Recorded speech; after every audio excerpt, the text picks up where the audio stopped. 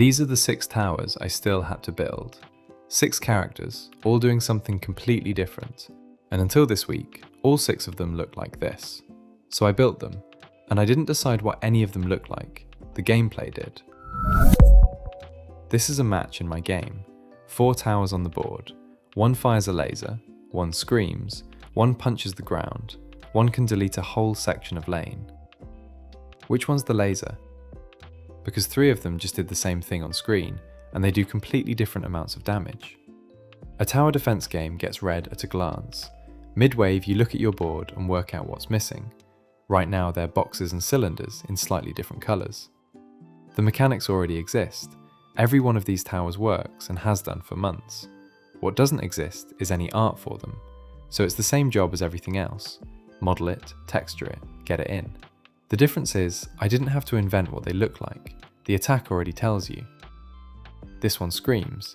It sends out a ring that chips everything nearby and stuns it. So, what does a tower that screams look like? A Chad, standing there with his arms down, holding nothing at all, until he cups his hands round his mouth. This one hits the ground. Short range, big radius, everything around him at once. So he's built like something that can. Wide, low stance, nothing in his hands. His hands are the weapon. This one deletes a piece of the lane. Press a button, a section of noobs stops existing. It's called the ban hammer. I wasn't going to fight it. The hype beast doesn't attack. He stands near your other towers and makes them hit harder. So he isn't holding anything either.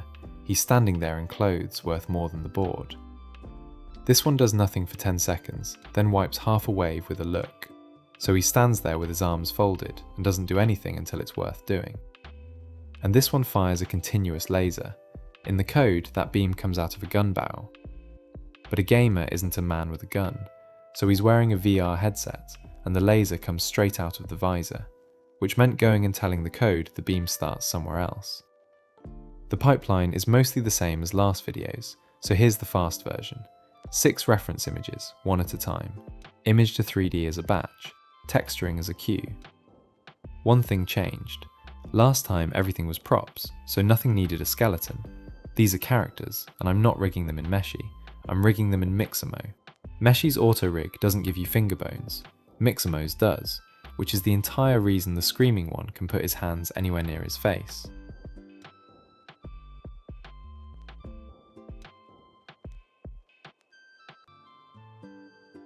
"5 minutes for the images, 7 for the models, 10 for the textures, and 45 for rigging and animation. 5 of these 6 have an attack that has to move, all 6 of them breathe, and they're properly animated, real clips, not poses. Watch his hands, they land, fingers curled in the right place every time. You can't fake that by telling a bone which direction to point. I've tried, and you get a man holding an invisible box. Which brings me to the character you actually play as. He's the worst looking thing in this game. Watch his back when his arms go up. Those are his lats.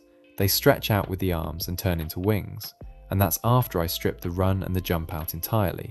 He doesn't run now, he walks faster. That one's on me. His skeleton came out of one tool, and his animations came out of another. Different rig, different proportions, and the shoulders never recover. So this time I rigged them and animated them in the same place. Same skeleton the clips were built for, so there's nothing to retarget and nothing to warp. The model can come from anywhere. The rig and the animation can't. 20 minutes a character to get one in, 10 more to fix what didn't work. And then the part that always takes the longest, getting them into the game. 4 of them came out fine, 2 I threw away and started again. 2 hours 11 for the desert. This one I stopped counting. So, the Screaming Chad. Sigma. The Hype Beast. The Mewing Master. The Ban Hammer Mod. And the Giga Gamer. And here's the board before. And here it is now. Same board, same towers, and now you can tell what every one of them does without clicking on one. So that's 7 Chads with real models, and a player character whose back turns into wings when he jumps.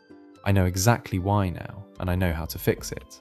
So next time I'm rebuilding him, new model, new rig, and animations from the same place the skeleton came from.